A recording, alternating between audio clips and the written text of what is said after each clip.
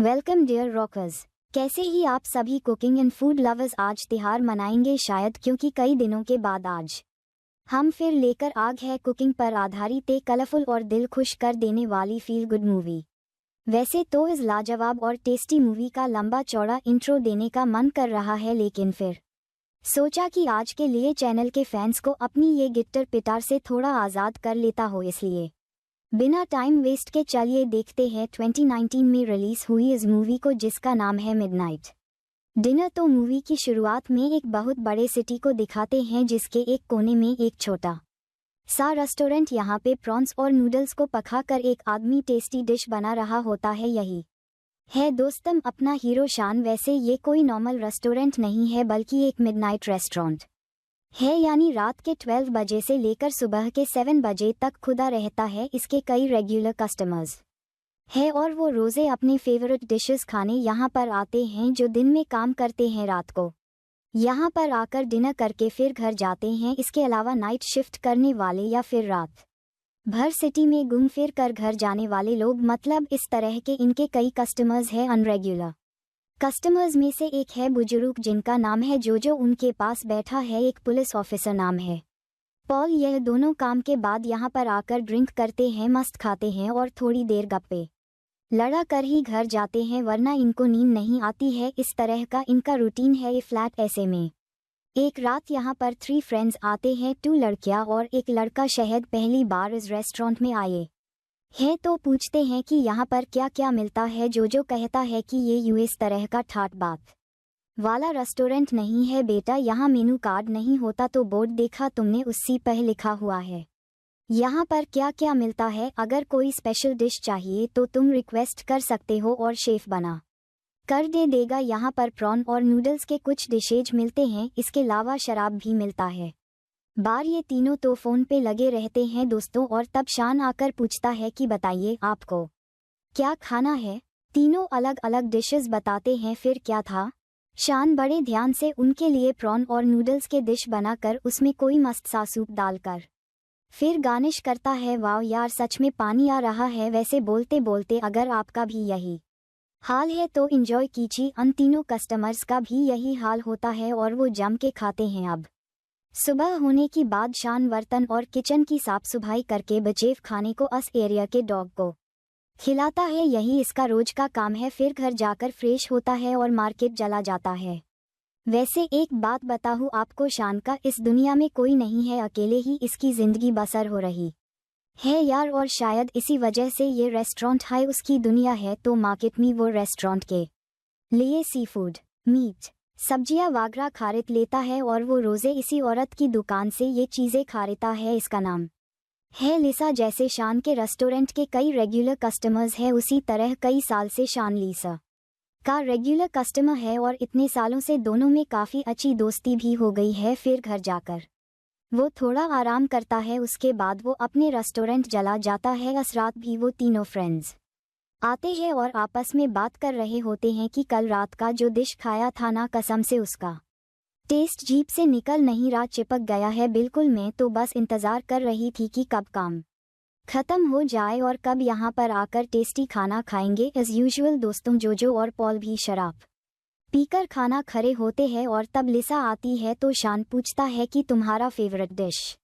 बनाओ गया, पर वो कहती है कि क्या यार, ऐसा भी कोई दिन है क्या जब मैंने ड्रिंक से पहले खाना खाया हो, पहले शराब फिर खाना। यार तुम्हें पता तो है। और दोस्तों, इस लिसा को अंधाधुंध पीने की आदत है, वो खूब पीती है। वैसे इस रेस्टोरेंट की एक और खासियत है ये कि यहाँ पे जो भी कस्टमर्स आते हैं ना, वो खाना खाते भी अपने सुख दुख की कहानियाँ भी शेयर करते हैं। ऐसा मूड बन जाता है इस मिडनाइट डिनर में। बताओ, यहाँ पर बीते सारे कस्टमर्स एक दूसरे के लिए वैसे अजनबी है, लेकिन आपस में इसे खुल मिल के बातें कर रहे होते हैं जैसे कि कई अरसों से दोस्त हो।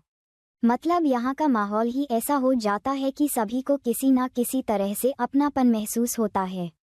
इतने में वहाँ पर लिसा का बेटा आ जाता है, जिसका नाम है युआन, और ये एक बॉक्सर है। उसका काम है शराब के नशा में धूत बैठी अपनी माँ को सेफली घर लेकर जाना। रोज वो जल्दी आ जाता है तान की लिसा को ज्यादा पीने से रोक पाए, पर आज उसको देर हो गई थी तो यहाँ लिसा का पी कर बुरा हाल हो गया था। वो लिसा को खूब डांटा भी है, लेकिन तभी लिसा का ऑर्डर किया हुआ ऑयस्टर डिश पक रहा होता है, जिसके खुशबू किचन से हवा में भेह कर सीट डाइनिंग एरिया में पहुंच जाती है। युआन कहता है कि वाव, लगता है आज ऑयस्टर फ्राई बन रहा है अपने शेफ के हट में। सच में जादू है यार, जादू। इसी बीच शन को ऑयस्टर डिश बनाते भी दिखाते हैं। वो उसमें कई इंग्रेडिएंट्स डालता है और उसका रंग रूप देखकर मुझे तो दोस्तों सच बताओ तो बहुत बढ़िया लग रहा है। उसके सुगंध ऐसी होती है कि युआन के तो लार टपक कर आ जाती है बाहर। शन कहता है, मुझे मालूम है तुम यहाँ अपने माँ को लेने नहीं ऑयस्टर फ्राई खाने आते हो है ना, चलो फिर बैठ जाओ, मैं अभी लेकर आता हो। ये कहकर शन बड़े प्यार से उसके लिए ऑयस्टर फ्राई लेकर आता है तो पेट भर ऑयस्टर फ्राई खाने के बाद युआन अपने माँ को उठा कर लेकर जाता है, क्योंकि अब तक दोस्तों वो नशा में फ्लैट हो चुके थी। यहाँ आने वाले हर कस्टमर के पीछे, चाहे वो खुशियों से भरी हो या फिर दुख भरी कहानी हो, इस रेस्टोरेंट में आकर हर कोई अपनी कहानी शेयर किए बिना रह नहीं पाता। यही खासियत है इस रेस्टोरेंट की। वैसे मैं ये आपको पहले बता चुका हो, कोई बात नहीं। तो इस वजह से शन भी अन सभी के दुख जानता है। वैसे अगली रात युआन अपने दोस्त के साथ रेस्टोरेंट में बैठकर आराम से घारा होता है। युआन किसी मित्र एक बहुत बड़ा बॉक्सर बनना चाहता है। उसका सपना है। उसकी माँ की कमाई से ही उसका खर्चा चौटा है, क्योंकि उसके पापा नहीं है ना। मैंने माँ से बात कर लिया, वो जल्दी मुझको नया हेलमेट दिलाएंगी। वैसे तब दोस्तों युआन उस हेलमेट को लेकर कहता है, ये छोटा डैमेज है बेटा, मैं कल इसको ठीक करके ले आऊंगा। ट्यून नया खरीदने की जरूरत नहीं पड़ेगी। अब अगली दिन जब शन रेस्टोरेंट की ओर आ रहा होता है तो सामने एक औरत अपनी बेटी को व्हील चेयर पर मिठा कर ला रही होती है। ये भी इस रेस्टोरेंट की रेगुलर कस्टमर है तो चुटकी पूछती है, अंकल आप आजकल स्वीट लोटस डिश क्यों नहीं बनाते हो, वो मेरा फेवरेट है पाता है आपको। शन कहते हैं, सॉरी बेटा, आजकल लोटस फ्रूट फ्रेश नहीं मिल रहा ना, इसीलिए मैंने उसको बनाना बैंड कर दिया है। वो कहते हैं, मेरे लिए एक बार बनाइए ना। तो शन भी कहते हैं कि ठीक है बेटा, आज तुम्हारे लिए मैं फ्रेश लोटस फ्रूट लाकर तुम्हारा फेवरेट स्वीट लोटस डिश जरूर बनाऊंगा। और फिर शन मार्केट जाकर लोटस फ्रूट खरीदता है दोस्तों, और फिर किचन में आकर उससे अच्छे से कट करने लग जाता है। तभी जोजो आकर युआन का डैमेज्ड हेलमेट दे जाता है और कहते हैं कि अगर युआन आए तो उसको ये दे देना, मैंने इसको ठीक कर दिया है। फिर चुटकी और उसकी माँ आती है, जिसका नाम है निया। शान स्वीट लोटस बना कर देता है, जो दिखने में कैंडी जैसा लगता है। उससे जाकर तो चुटकी कहते हैं, सुपर बना है अंकल, मेरे पापा के बाद अगर कोई इस डिश को इतना टेस्टी बना पाया हुआ तो वो आप हो। शन कहते हैं, अच्छा क्या तुम्हारे पापा भी कुकिंग करते थे? हाँ, पर क्या करूँ, ए फ्लैट वो हमें छोड़कर चले गए। असल में दोस्तों चुटकी के पापा चल बेस है उसकी माँ निया एक नर्ड से, और वो चुटकी का पूरा ख्याल रखती है। तो जब युआन आता है तो शन कहते हैं कि ये लो तुम्हारा हेलमेट, वो योद्ध कर गए थे। ए फ्लैट वो भी उसको पहन कर देखता है तो चुटकी पूछती है, ये किस टाइप के हेलमेट है? वो कहते हैं, बॉक्सिंग हेलमेट है ये, लेकिन आपके मुंह पे ये जगाए जगाए सूजन क्यों है? लगता है अच्छी मार पड़ी है आपको। इस तरह दोस्तों चुटकी युआन के आजरा मजाक भी उड़ती है। अब बच्ची को देखकर युआन को हंसी आ जाती है और वो उसके साथ खेलने में लग जाता है। फिर वो चुटकी को उसके व्हीलचेयर पर बिठाता है और माँ बेटी वहां से निकल जाती है। उनके जाने के बाद वो शन से पूछता है कि ये चुटकी को वैसे हुआ क्या है? शन उससे बताता है कि क्या है ना, किसी बीमारी की वजह से वो चुटकी चल नहीं पाती, और उसकी माँ एक नर्स है जो काम भी करती और अपनी बेटी की देखभाल भी। ये कोई कम बात नहीं है यहाँ पर। दोस्तों युआन को चुटकी के लिए जहानुभूति होती है, क्योंकि उसके खुद के पापा जिंदा नहीं है, इसीलिए।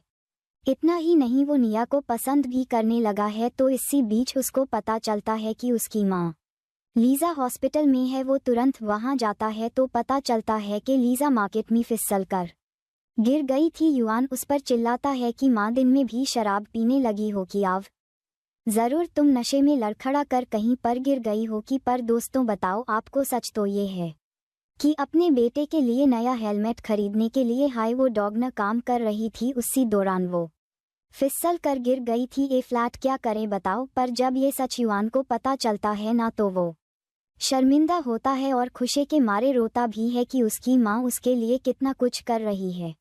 इसी बीच युआन के आवाज़ को सुनकर वहां की एक नर्स भागी चली आती है और ये कोई और नहीं, चुटकी की मां निया है, जिसको देखकर युआन एक फ्लडिंग स्माइल करता है। वो भी स्माइल करते हैं दोस्तों, और लगता है दोनों एक दूसरे को पसंद करते हैं। और लिसा तो दोस्तों मन ही मन दोनों का रिश्ता तय कर लेती है। कुछ दिन के बाद वो निया के बारे में सब कुछ पता लगा लेती है और शन से मदद मांगती है कि देखो निया और युआन की छोड़ी कैसी रहेगी।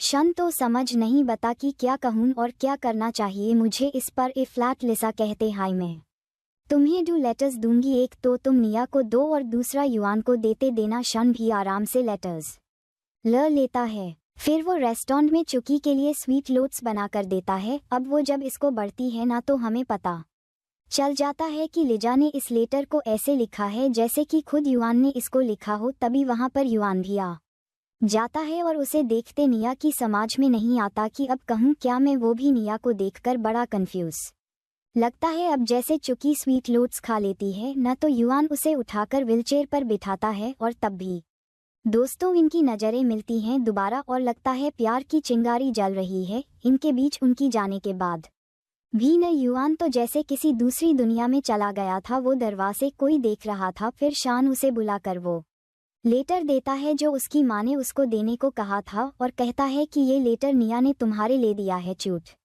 बोला इसने तो उसके अंडर किसी कॉन्सर्ट के 2 टिकट से होते हैं। टर्क एक लेटर भी होता है जो लीजा ने लिखा था, लेकिन ऐसा लिखा है कि ये लगे वो निया ने लिखा है। बस दोस्तों फिर क्या था, प्यार की रेल पटरी पर चल पड़ती है और दोनों उस कॉन्सर्ट के लिए जाते हैं। पर युआन ठहरा बौकसर वो कॉन्सर्ट में खराटे भरने लग जाता है। कॉन्सर्ट के बाद निया पूछती है तुमने खुद कॉन्सर्ट के टिकट्स बुक किए और मुझे भी बुलाया। मैंने सोचा तुम्हें कॉन्सर्ट पसंद होगा पर तुम तो सो गई। ये क्या है? युआन एकदम शौक होकर पूछते है क्या मैंने आपको बुलाया? आपने खुद मेरे लिए एक लेटर और कॉन्सर्ट के 2 टिकट्स दिए थे और मुझे इनवाइट भी क्या था। इस पर निया कहती है तुमने खुद व्हाट्सएप पर मुझे मैसेज किया था कि तुम्हें कॉन्सर्ट बहुत पसंद है। और दोस्तों ये बातें सुनकर युआन को चक्कर आने लग जाते क्योंकि उसने कभी निया को कोई मैसेज किया ही नहीं। और जब निया फ़ोन पर व्हाट्सएप मैसेजेस दिखाती है तब जाकर युआन रियलाइज़ करता है कि ओ बेटे ये जरूर मेरी माँ का किया कराया है। उसे बड़ा गुस्सा आता है अपनी माँ पर और वो सीधे शान से सवाल करने जाता है तो वो कहता है कि देखो भाई देखो मैंने कुछ नहीं किया, तुम्हारी माँ ने मुझे करने को कहा और एक अच्छे दोस्त के नाते मैंने कर दिया बस और कुछ नहीं। अब तुम जानो ये तुम्हारी माँ जाने। युआन कहता है नहीं नहीं नहीं, काम तो माँ ने बहुत अच्छा किया है क्योंकि मुझे निया पसंद जो है, लेकिन उनकी हिम्मत तो देखो, मेरी परमिशन की बिना मेरा फ़ोन उठाकर मेरे व्हाट्सएप से उसको ऐसा मैसेज किया जैसे मैंने खुद किया हो। यार ये अच्छा थोड़ी है वैसे, लेकिन अच्छा लगा मुझे। शान कहता है कि देखो तुम्हारी माँ लिजा जो करकी के लिए तुम्हारी भलाई के लायके लिए करेगी। सोचो अगर उसने ये सब नहीं किया होता तो तुम तो बस निया को देखकर ही करके रह जाते, उससे बात करने तक की हिम्मत नहीं थी तुम्हारे अंदर। पर अब देखो तुम्हारी माँ की कोशिश से तुम दोनों डेट पर भी चले गए और शायद निया तुम्हें पसंद भी करती होगी। आई मीन करती है। युआन कहता है कि यार पर मुझे नहीं लगता वो मुझे पसंद करेगी क्योंकि मैंने उससे सच बता दिया कि वो व्हाट्सएप मैसेज मैंने नहीं मेरी माँ ने किया था, गड़बड़ी होगा यार। शान कहता है देखो इतना मायूस होने की जरूरत नहीं है, अपने अगले मैच में कॉन्सेंट्रेट करो, उसको जीत जाओ और फिर निया को प्रपोज करना देखना, वो तुम्हें जरूर समझ जाएगी। और अब युआन उस मैच के लिए खूब मेहनत करता है और अच्छे से ट्रेन करता है अपने आप को। आखिर मैच का दिन भी आ जाता है। पहले 3 राउंड्स में तो वो खूब मार खाता है, उसकी अंधाधुंध पिटाई होती है दोस्तों और लगता है उसके मुंह पे पंचर हो चुका है। अब बच्चा है आखिरी राउंड, ये उसका लास्ट चांस से जीत हासिल करने का। उसे बचपन से लेकर आज तक की हर मुश्किल, हर अपमान, हर मार, हर दुख दर्द, पापा का कुजा जाना, गर्मी में भूखा रहना, उसकी और लिजा के खुदकुशी करने की कोशिश, ये सब याद आ जाती है। और दोस्तों ये सारी चीज़ें उसके अंदर बिल्कुल ज्वालामुखी की तरह चल रहे होते हैं, जिससे उसमें नया जोश आता है कि अब तक लाइफ में वो चाहे जितनी भी बार हारा हो, लेकिन ये मैच उसको जरूर जीतना होगा।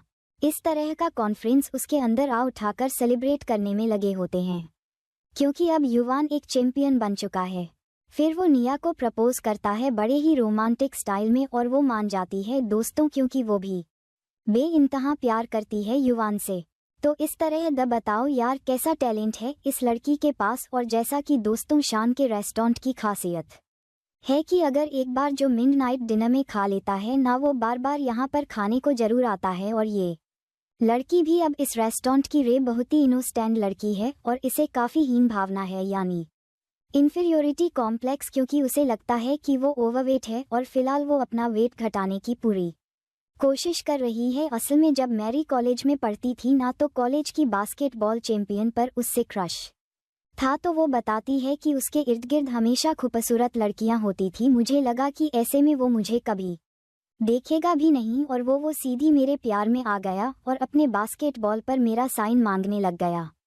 उसने कहा कि सिर्फ मुझे तुम पसंद हो। मैं तो बड़ी नर्वस हो गई कि ये मुझसे ऑटोग्राफ क्यों मांग रहा है, मेरे में कुछ खास तो है नहीं। तो टेंशन में तो मैं उसके बॉल पर कुछ स्ट्रिबल करके भाग गई। उसके बाद कॉलेज की पढ़ाई खत्म ही और मैंने उस लड़के को कभी देखा तक नहीं। कई साल बीत गए थे, फिर मुझे एक एड कंपनी में जॉब मिली। वहाँ पर 1 साल काम करने के बाद मुझे पता चला कि उस कंपनी का CEO मेरा वही क्रश है। और मुझे यकीन हो गया था कि अगर मैं उसे प्रपोज अब करूँगी तो वो ज़रूर मान जाएगा, क्योंकि कॉलेज के टाइम में तो वो मुझे पसंद करता ही था। पर उसके सामने जाने से पहले मैं ज़रा अपना वेट थोड़ा कम करना चाहती हूँ, इसलिए काफ़ी वर्कआउट भी कर रही हूँ। लेकिन फिर भी मुझे काफ़ी अजीब फील हो रहा है, क्योंकि जब उसने कॉलेज में मुझे प्रपोज किया था तब पता नहीं उसकी मेंटालिटी क्या थी, और अब उसके भरोसे मैं उसे अब प्रपोज करूँगी तो शायद गलत हो सकता है। क्या पता वो किसी और को पसंद करता हो। वो ठेरा है कंपनी का CEO और मैं ठेरी एक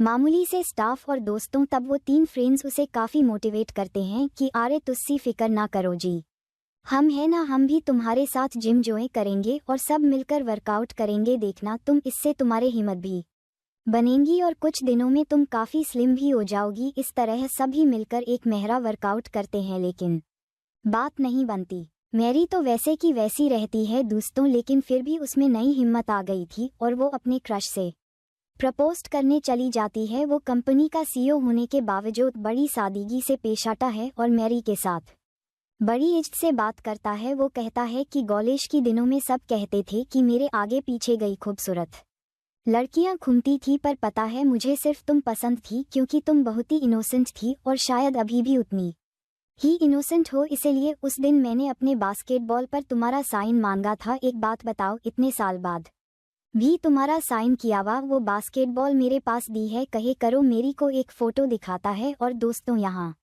पता चलता है कि उसकी ओक शादी हो चुकी है और ये लड़की उसकी वाइफ है। ये जानकर मैरी मायूस हो जाती है, क्योंकि उसे पूरा यकीन था कि इतने साल के बाद भी वो मेरा इंदाई करा होगा, लेकिन नहीं, उसने शादी कर लिया।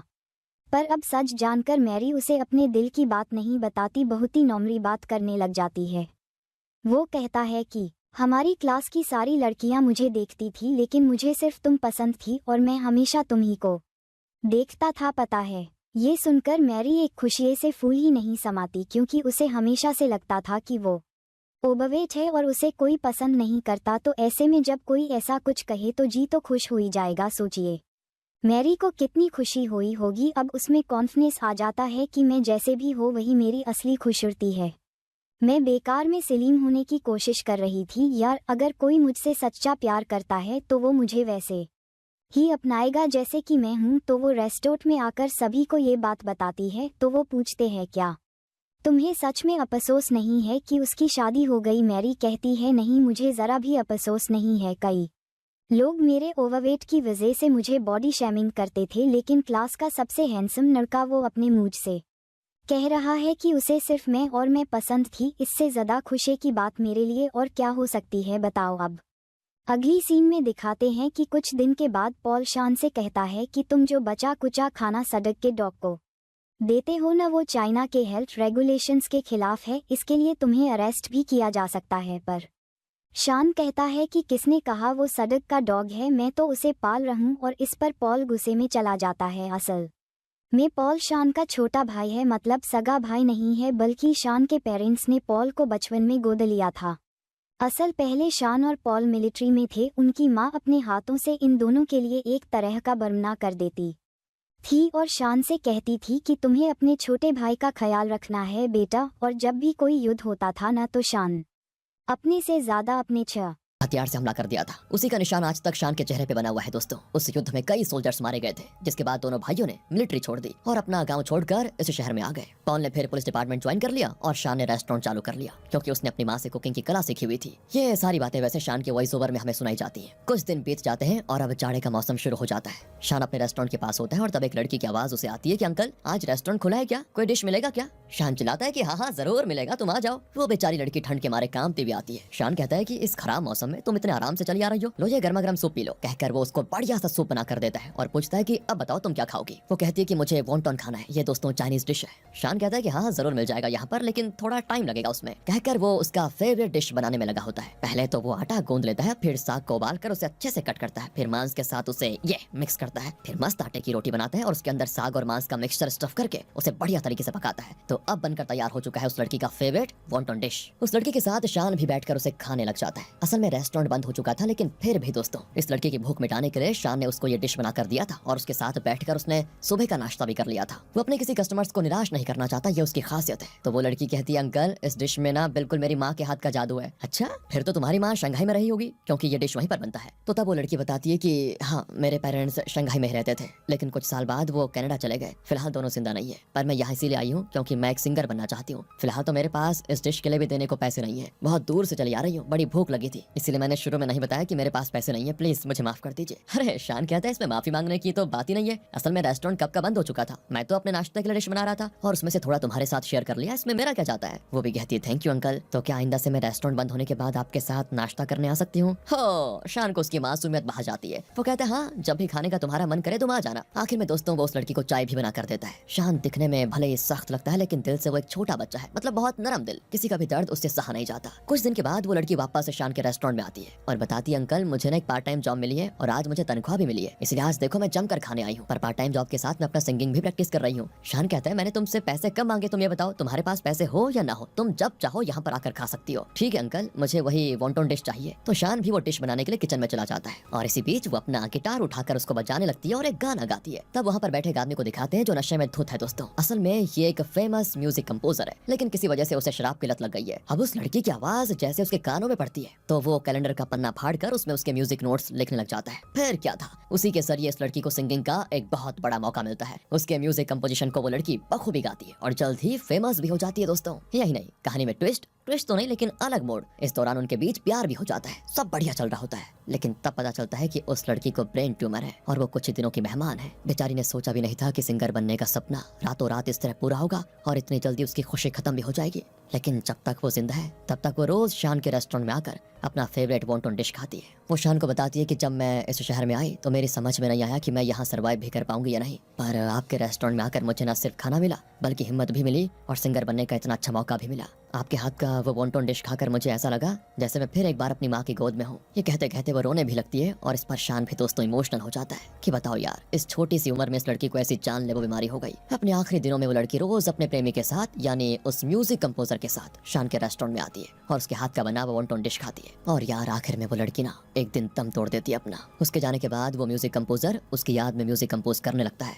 अब वो शराब भी छोड़ चुका था। वो अक्सर मिडनाइट डिनर में आकर अपनी प्रेमिका का वो फेवरेट वॉन्टन डिश खाकर जाता है। ये सारी बातें शान बहुत इमोशनल होकर हमें बताता है। अब एक दिन शान उस डॉग को ढूंढता है जिसे वो रोज खाना दिया करता था, लेकिन वो डॉग कहीं मिलता नहीं। शान परेशान हो जाता है कि कहीं म्युनिसिपैलिटी वालों ने बेचारे को पकड़कर कहीं रख तो नहीं दिया। कुछ महीने के बाद मिडनाइट डिनर में एक लड़की आती है और लगता है दोस्तों ये इस रेस्टोरेंट को बखूबी जानती है। वो एक ऑमलेट मांगती है। शान भी उसे बना कर देता है और पूछता है कि ऑमलेट कैसा बना है। वो कहती है कि पहले जरा कड़वा लगा और फिर मीठा लगने लगा। यहाँ फ्लैशबैक में दिखाते हैं कि इस लड़की का नाम है सुशीला और उसके बॉयफ्रेंड का नाम है चैन। दोनों बचपन से बहुत ही अच्छे दोस्त हैं और गाँव में रहा करते थे, लेकिन अब पढ़ाई पूरी करके शहर में नौकरी कर रहे हैं। चैन एक टैक्सी ड्राइवर है और रात भर गाड़ी चलाकर उसे जो पैसे मिलते हैं उसका एक हिस्सा वो अपने घर भेज देता है और बाकी से खुद का खर्चा चलाता है। और सुशीला एक मॉडलिंग चांस ट्राई कर रही है, पर जब तक वो चांस नहीं मिलता वो एक बड़े होटल में रिसेप्शनिस्ट की नौकरी कर रही है। सुशीला वैसे होटल में रहती है, जबकि चैन भाड़े के घर को लेकर रह रहा है। क्योंकि चैन रात भर गाड़ी चलाता है ना, तो वो रोज शान के रेस्टोरेंट में खाना खाता है। एक दिन वो सुशीला को लेकर आता है। उसका फेवरेट डिश है ऑमलेट। शान का बनाया हुआ ऑमलेट खाकर वो कहती है, मेरी नानी बिल्कुल ऐसा ही ऑमलेट बनाती थी। यानी कि मैं आपको बताना चाहता हूँ कि शान के मिडनाइट डिनर में जो भी कस्टमर आते हैं उन्हें यहाँ का हर हर डिश अपने परिवार के किसी न किसी सदस्य की याद जरूर दिलाता है। यही खासियत है इसकी, यही तो है शान के डिशेस की स्पेशलिटी।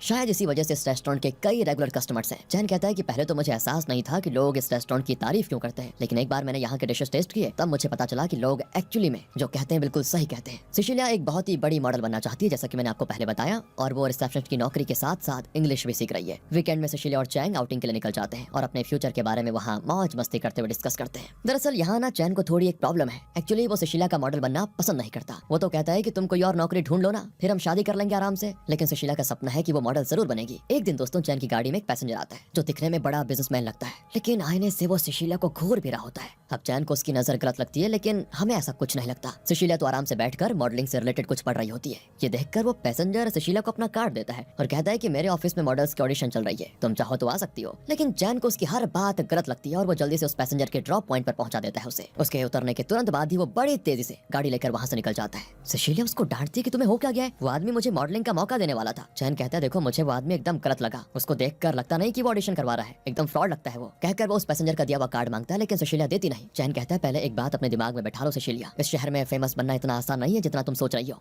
और इस पर सिसिलिया गुस्सा हो जाती है कि तुम कहना क्या चाहते हो, क्या मुझ में काबिलियत नहीं है, क्या मैं मॉडल नहीं बन सकती। इसी बहस में उन दोनों के बीच दूरियां आ जाती है। अगले ही दिन सिसिलिया उस आदमी के दिए हुए कार्ड का एड्रेस देखकर वहां ऑडिशन के लिए पहुंच जाती है। वहां पर एक लाइव प्रोग्राम चल रहा होता है जहां लड़कियों को ग्लैमरस ड्रेस में बिठाकर बातें की जाती है। यही है इनका ऑडिशन। हर मॉडल को अपने बारे में कुछ बताना है और उसके आधार पर एक जूरी फैसला करेगी कि किन लड़कियों को सिलेक्ट किया जाएगा। सुशीला भी अपने बारे में कुछ बता रही होती है। ये देखकर चैन को बड़ा गुस्सा आता है क्योंकि उसे लगता है कि सुशीला को उसे बताकर जाना चाहिए था कि वो कहाँ जा रही है। और तो और दोस्तों, उससे सुशीला का इस तरह ग्लैमरस ड्रेस में होना बिल्कुल अच्छा नहीं लगता। तो जब ऑडिशन खत्म हो जाता है, सुशीला मिडनाइट डिनर आती है। चैन भी उसके साथ होता है। वैसे इनके बीच फिर बहस हो जाती है। चैन कहता है कि तुम्हारे ड्रेस देखकर कितने गंदे गंदे कमेंट्स आ रहे हैं पता है तुम्हें, लेकिन तुम पर बस मॉडल बनने का। उसके ताने सुनकर सुशीला चुप कैसे रहती यार। वो भी चिल्लाती है कि अगर मुझे घर में बंद पड़े रहना होता ना तो मैं गांव में रह जाती, मैं शहर इसलिए आई हूं ताकि मैं अपने बनने का सपना पूरा कर पाऊं और उससे मैं पूरा करके रहूंगी। देखना तुम तो प्लीज तुम मेरे मामले में दखल मत दो और बस अपना काम पे फोकस करो। इनका झगड़ा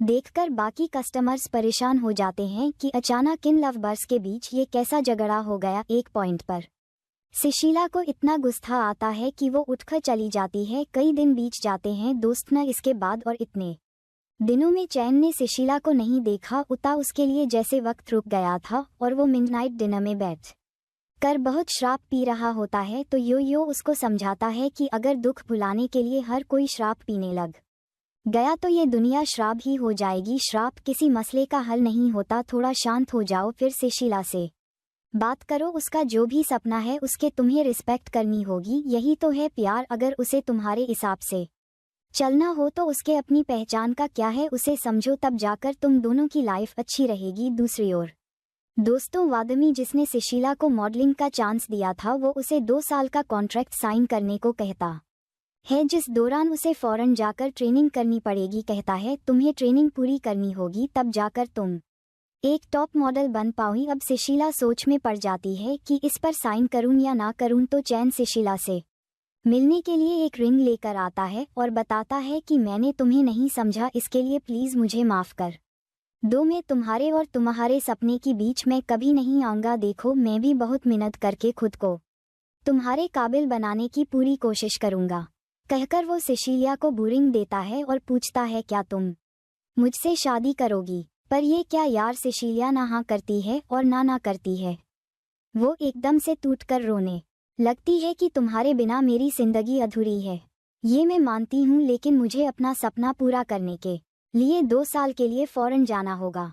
तो शादी की बात फिलहाल मैं सोच भी नहीं सकती। मुझे एक बहुत बड़ी मॉडल बनना है और उस सपने को पूरा करने के लिए मुझे थोड़ा वक्त चाहिए। इसलिए जल्दबाजी में शादी की बात करना ठीक नहीं होगा। 2 साल के बाद फिर हम मिलेंगे और तब अगर तुम्हारे लिए मेरे दिल में और मेरे लिए तुम्हारे दिल में वो हाय पुराना वाला प्यार रहा तो जरूर शादी करेंगे। ये कहकर वो दिल पर पत्थर रखकर वहां से चले जाती है। चैन तोड़ जाता है, लेकिन वो सुशीला को रोककर कहता है कि ठीक है, मैं तुम्हारे आने का इंतजार जरूर करूंगा। तुम अपनी ट्रेनिंग पूरी करके वापस आ जाना। मुझे यकीन है कि तुम्हारा प्यार तब तक भी जिंदा रहेगा। यहाँ फ्लैशबैक होता है खत्म और 2 साल के बाद दिखाते हैं कि सुशीला वापस आ गई है। असल में उसकी ट्रेनिंग पूरी हो चुकी है और एक फोटोशूट भी हुआ है, लेकिन फोटोशूट के दौरान सुशीला को काफ़ी डांट पड़ी थी क्योंकि वो ठीक से पोज नहीं कर पा रही थी। इसी वजह से वो उदास है और मिडनाइट डिनर में आकर शान का बनाया हुआ ओमलेट खा रही है। तो शान पूछता है कि ओमलेट कैसा है। वो कहती है शुरू में थोड़ा कड़वा था लेकिन फिर मीठा लग रहा है। शान कहता है कि सेम यही तो लाइफ है, जब हम अपने सपनों को पूरा करने की कोशिश कर हैं तो शुरू में मुश्किलें आती हैं। सब कुछ कड़वा लगता है पर हमें गिव अप नहीं करना बल्कि लगातार कोशिश करनी है, तभी जाकर सपना पूरा होता है और लाइफ बिल्कुल मीठी हो जाती है। तुम अपनी कोशिश और अपना कॉन्फिडेंस कभी मत छोड़ना।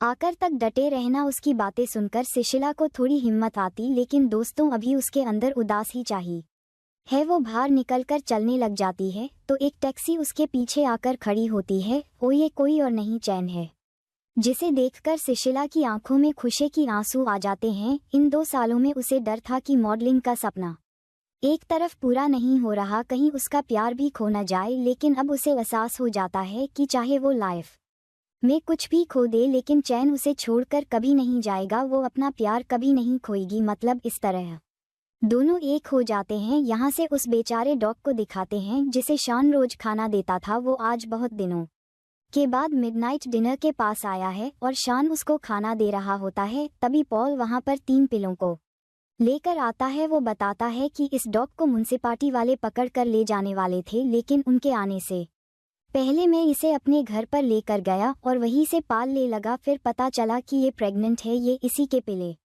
है। उस दिन पॉल गुस्से में मिडनाइट डिनर छोड़कर चला गया था, लेकिन अब उसका ये सरप्राइज शान को बड़ा चा लगता है। यहाँ से सीधे सुशीला को दिखाते हैं। उसने जो फोटो शूट किया था उसकी फोटोज दोस्तों हर तरफ छपे होते हटे हैं। हर मैगजीन्स पर उसकी फोटोज होते हैं। सुशीला चौंक चाटी, क्यों? उससे तो ये लगा था किसी फोटो शूटन में KBHI भो सिलेक्ट होगी नहीं, और तब रिव्यू होता है कि असल में किसी फोटोज क्लिक की थी। मैरी ने वो सुशीला को जानती तक नहीं थी और नहीं सुशीला मैरी को जानती था।